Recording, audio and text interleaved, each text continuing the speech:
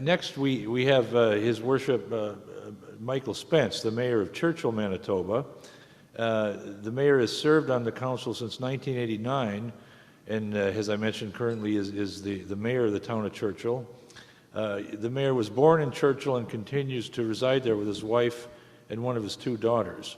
And again, you have the full bio in your packet, and the Mayor has mentioned that the bio might need some updating as well, but please, Mayor Spence.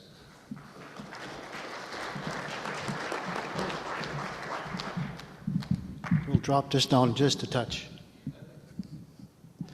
Tansin Tutemak, meaning greetings, delegates, and thank you for the opportunity to be here to discuss an issue which is near and dear to my heart, and one that is critically important to not only the survival but the vision of the transportation linkage through the heart of this province going northward and throughout naturally.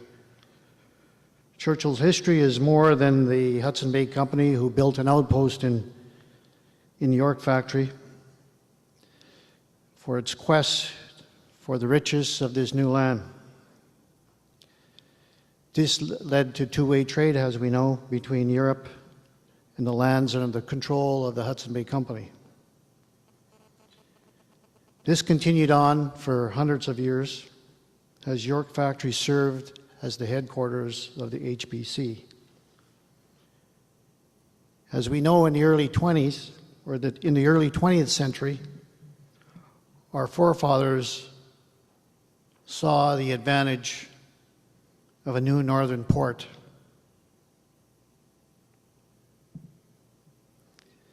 That could bring and set out and create a new trade route that would cut northward through the heart of Canada. In the early 1930s, the Port of Churchill was built and opened for its first shipment of grain. As we know, grain has been the lifeblood of the port's international activities. Churchill has traditionally been a resupply hub for the communities north of us, mainly the communities in the Kivlik district. And in fact, from the early 1960s to the early 70s, Churchill served as regional office for the Keewatin district of the then NWT. As we know, there's been much diverse cargo that has graced the Port of Churchill throughout the stories past in its destination northwards. Churchill's historic connections to the north have been long and storied. As an example, Nunavut's current leaders were educated in Churchill. These leaders have a strong attachment to this part of Manitoba, and we must acknowledge and respect these connections. The province of Manitoba continues to enhance and expand these connections, as evidenced by a recent visit to Rankin Inlet by our Premier and Minister Robinson. Other ministers also see the tremendous growth and opportunities that these connections provide and are working towards achieving a common objective on enhancing trade. As we all know, climate change is having a profound impact on our region. In fact, in becoming evident near Churchill that it once played a greater role in Arctic sovereignty, as it did a short time ago. Well, as you know, in the early 1990s, Churchill's future was in doubt. Canadian National and Canadian Ports Corporation failed to see a continued value that a northern port would bring to the future of our country. A change in government brought forth a renewed optimism. The Axworthy report was tabled. There was two significant recommendations that came out of that report. One was to operate the port and rail line into an integrated system. The second was to establish a dedicated marketing entity previously absent under the Port of Canada control. The marketing agency has grown and is now the Churchill Gateway Development Corporation, which is funded by the federal government, the province of Manitoba, and the private port operator. The work of the agency has increased when we look at the global shipments of grain, but it has decreased when we look at resupply.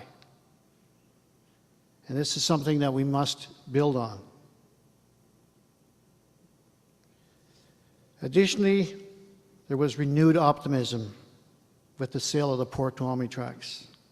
This created excitement and brought about a new lease on life.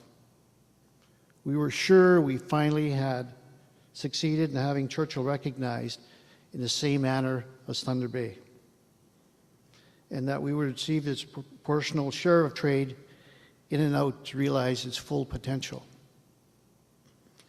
Well, you know, I have to ask the question if we have lived up to this potential. I can tell you that expectations have been dashed when the optimistic had been replaced by skepticism. But it is far too early to remain a skeptic. If I were a skeptic, I wouldn't be here today, and I probably wouldn't have survived my first term. Churchill is blessed with its strategic advantage and with impressive infrastructure. It is why I continue to fight to ensure we use it to its fullest potential. Just like our forefathers. After all, it is not about this generation, it's about future generations. Optimism for the future can still be realized, but we need to get there. And we first have to ask ourselves if the current operating model still fits in this ever-changing world. Perhaps a new model could be on the cusp of being discussed. One that integrates not only the port and rail line, but also incorporates an impressive air handling facility. Perhaps it's time to envision a new ownership model that incorporates the very best of Northern and Aboriginal business people. Perhaps with a new public ownership model, the governments may be more willing to invest.